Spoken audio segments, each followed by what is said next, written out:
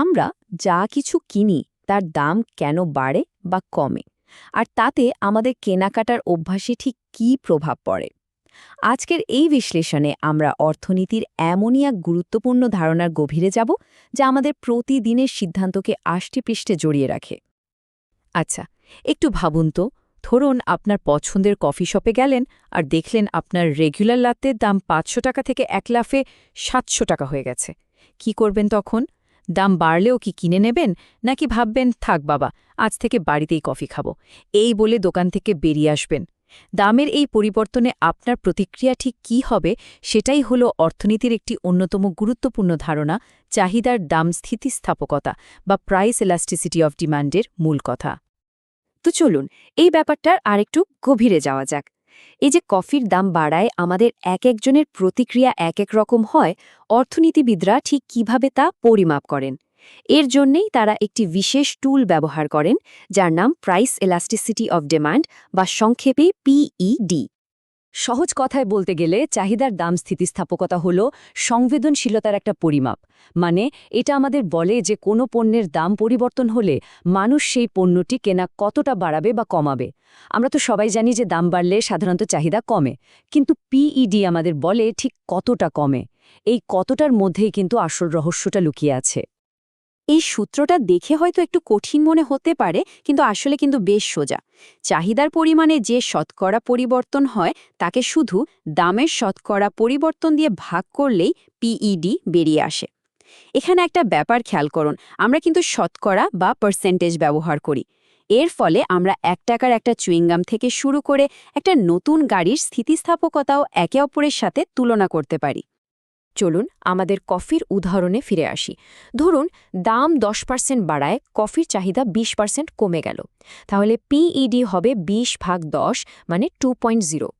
এই সংখ্যাটা কিন্তু বেশ বড়, আর এটা বোঝাচ্ছে যে দামের পরিবর্তনে চাহিদার উপর অনেক বড় একটা প্রভাব পড়েছে।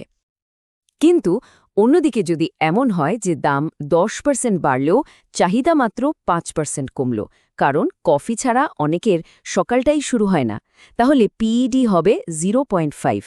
এই সংখ্যাটা বোঝাচ্ছে যে এখানে দামের প্রভাব বেশ কম, মানুষ দাম বাড়লেও জিনিসটা কিনছে। তো এই যে আমরা 2.0 আর 0.5 পেলাম, এই সংখ্যাগুলো আসলে কি বলছে? এগুলোই আমাদের চাহিদার দুটো ভিন্ন রূপ বুঝতে সাহায্য করে। একটাকে আমরা বলি স্থিতিস্থাপক এবং অন্যটাকে বলি অস্থিতিস্থাপক। চলুন দেখি এই দুটোর মধ্যে আসল পার্থক্যটা কোথায়। যখন পিইডির মান ১-এর বেশি হয়, তখন আমরা বলি চাহিদাটা হলো স্থিতিস্থাপক বা ইলাস্টিক। এর মানে হল দামের সামান্য পরিবর্তনে চাহিদার অনেক বড় পরিবর্তন হয়। ব্যাপারটাকে একটা রাবার ব্যান্ডের মতো ভাবতে পারেন, অল্প টানলেই যা অনেকটা লম্বা হয়ে যায়। আর অন্যদিকে যখন পিইডির মান ১-এর কম হয়, তখন চাহিদা অস্থিতিস্থাপক বা ইনএলাস্টিক। মানে দাম বাড়ুক বা কমুক, চাহিদার খুব একটা পরিবর্তন হয় না, ঠিক যেন একটা কংক্রিটের ব্লক, ধাক্কা দিলেও যা সহজে নড়তে চায় না। স্থিতিস্থাপক চাহিদায় কিছু দারুণ উদাহরণ হল বিলাসবহুল জিনিসপত্র, যেমন ধরুন ডিজাইনার ব্যাগ বা বিমানে টিকিট। যদি একটা এয়ারলাইন্স হঠাৎ টিকিটের দাম বাড়িয়ে দেয়, আমরা কিন্তু খুব সহজেই অন্য এয়ারলাইন্সের খোঁজ করতে পারি, তাই না? অথবা আমাদের ঘুরতে যাওয়ার প্ল্যানটাই হয়তো পিছিয়ে দিই। এখানে ক্রেতাদের হাতে অনেক বিকল্প থাকে। আর অস্থিতিস্থাপক চাহিদার উদাহরণ হল সেই সব জিনিস যা আমাদের জরুরি ভিত্তিতে প্রয়োজন, যেমন জীবন রক্ষাকারী ওষুধ বা স্বল্পমেয়াদে গাড়ির জন্য পেট্রোল। এগুলোর দাম বাড়লেও আমাদের কিনতেই হয়, কারণ এগুলোর কোনো তাৎক্ষণিক বিকল্প আমাদের হাতে থাকে না। অবশ্য এর বাইরেও আরেকটা অবস্থা আছে, যখন পিইডির মান একদম ঠিক ১ হয়। একে বলা হয় একক স্থিতিস্থাপকতা বা ইউনিটারি ইলাস্টিসিটি।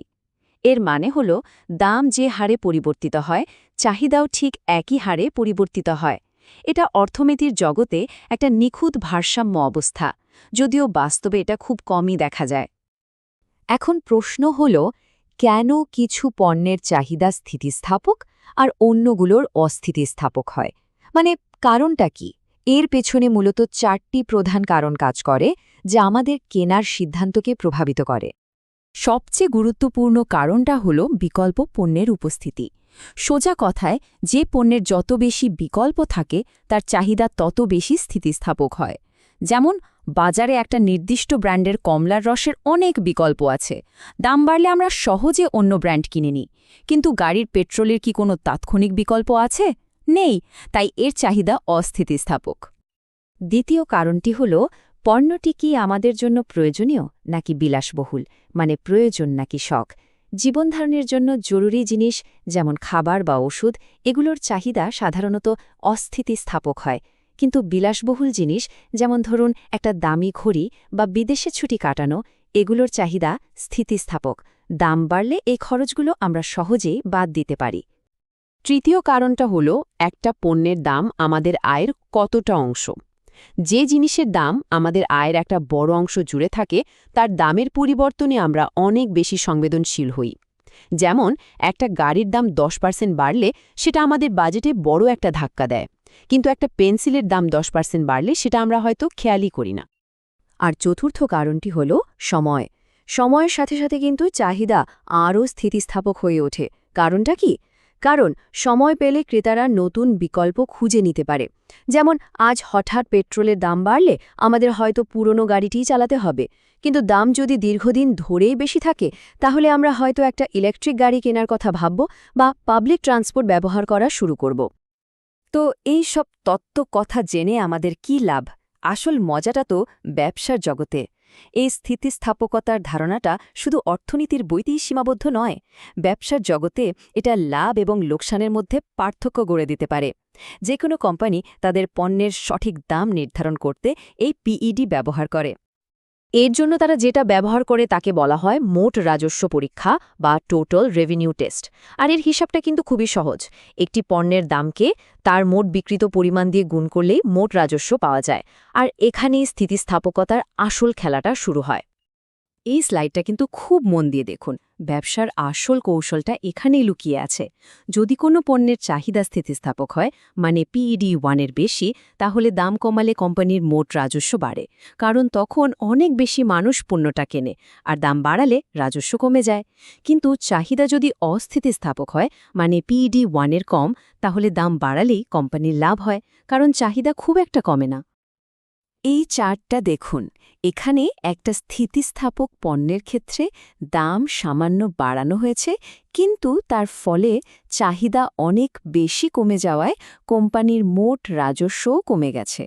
ঠিক এই কারণেই বিলাসবহুল ব্র্যান্ডগুলো প্রায়ই সেল বা ডিসকাউন্ট দিয়ে তাদের বিক্রি বাড়াতে চেষ্টা করে। আর এই চার্টটি ঠিক তার উল্টো ছবিটা দেখাচ্ছে।